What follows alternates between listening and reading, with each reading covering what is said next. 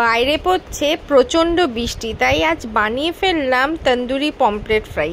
দেখতেই পাচ্ছ, দেখতে যত না ভালো হয়েছে, খেতে কিন্তু অসাধারণ হয়েছে। চলো তাহলে একটু দেখে নেওয়া যাক কী করে এটা বানালাম। প্রথমে বড় সাইজের পমফ্রেট নিতে হবে, ভালো করে ধুয়ে নুন হলুদ দিয়ে মাখিয়ে রেখেছিলাম। এরপরে একটা বড় পাত্রে আমি দই নিয়ে নিয়েছি, এরপর নিয়ে নিয়েছি আদা রসুন লঙ্কার পেস্ট, একসাথে পেস্ট করে আমি দিয়ে দিচ্ছি। এরপরে মেশাবো তন্দুরি মশলা, এটা আমি 4 চামচ মতন দিয়ে দেব।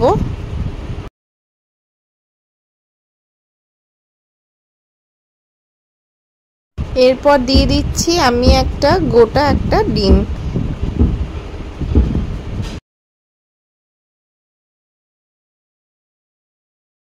এবার এই সব মশলা দই ডিম দিয়ে ভালো করে মিক্স করে নিতে হবে।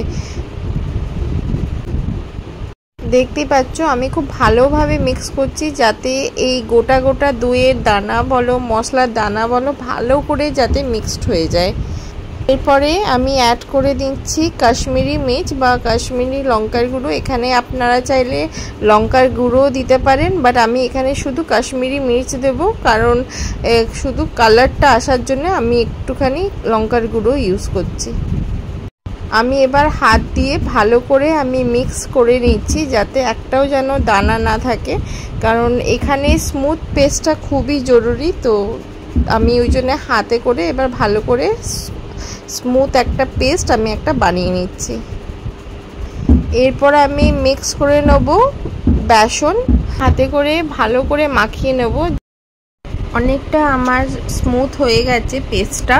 তো এরপরে এবার আমি একটা করে মাছ নিয়ে নেব, মাছ নিয়ে আমি এটা মাখিয়ে নেব।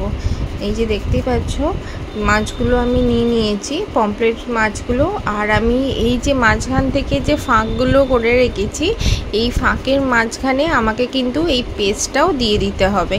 আর আমি এটা খুব সহজভাবে বানিয়েছি, আমাদের বাড়িতে এই ইনগ্রিডিয়েন্টসগুলো থেকে থাকে। আমি ওই জন্যে যেগুলো বাড়িতে থাকে সেইগুলো দিয়ে আমি বানানোর চেষ্টা করি। এক্সট্রা কিছু যদি তোমরা চাও তোমরা অবভিয়াসলি মেশাতে পারো, বাট আমি তন্দুরি পমফ্রেটটা আমি এই রকমই বানিয়ে থাকি।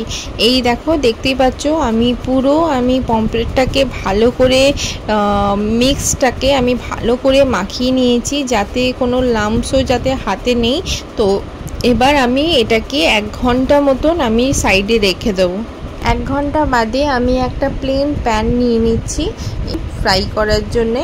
তো এই প্যানেতেই আমি ফ্রাই করব। চলুন তাহলে আমি এখানে যেহেতু মাছ, সেহেতু আমি এখানে সর্ষের তেলটা ইউজ করছি, মানে মাস্টার্ড অয়েল আমি ইউজ করব।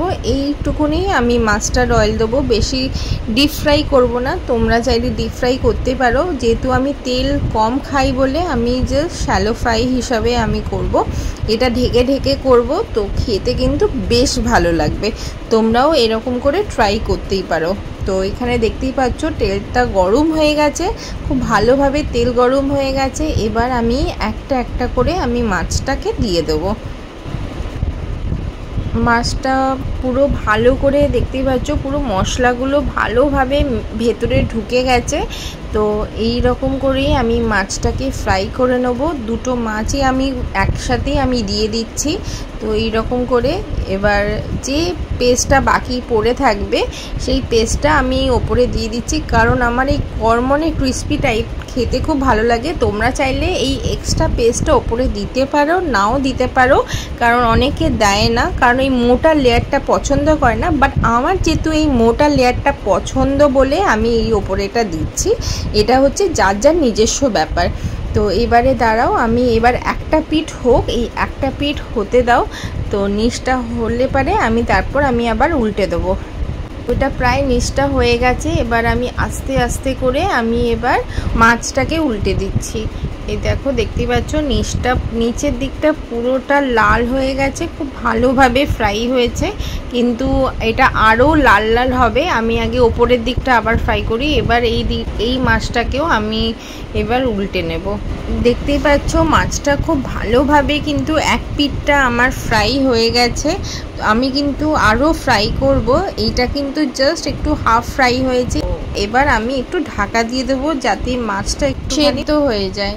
তো এবার আমি ঢাকা দিয়ে রেখে দিয়েছি, বেশিক্ষণ রাখবো না। কিছুক্ষণ বাদে আমি আবার ঢাকনাটা খুলে আবার আমি উল্টে দেবো। ঢাকনাটা এবার খুলে নিয়ে দেখি কেমন হয়েছে। এই দেখো, দেখতেই পাচ্ছ কি সুন্দর কালার, টেক্সচার, স্মুথনেসটা এসছে। আমার তন্দুরি পমফ্রেট একদম রেডি। এবার একটা প্লেটে সাজিয়ে নেওয়া যাক। রেডি হয়ে গেল আমার তন্দুরি পমফ্রেট। দেখতেই পাচ্ছ মচমচে, দেখতে কিন্তু দারুণ হয়েছে আর খেতেও কিন্তু আরও বেশি ভালো হয়েছে। তোমরা কিন্তু এই রেসিপিটা অবশ্যই ট্রাই করো। আর কে কোথা থেকে আমার এই ভিডিওটা তোমরা দেখছো আমাকে কিন্তু অবশ্যই জানিও। আর ভালো লাগলে একটু লাইক, শেয়ার, কমেন্ট অবশ্যই করে দিও। টিল দেন, পরের ভিডিওতে আবার তোমাদের সাথে দেখা হচ্ছে। সবাই ভালো থেকো, সুস্থ থেকো, টাটা।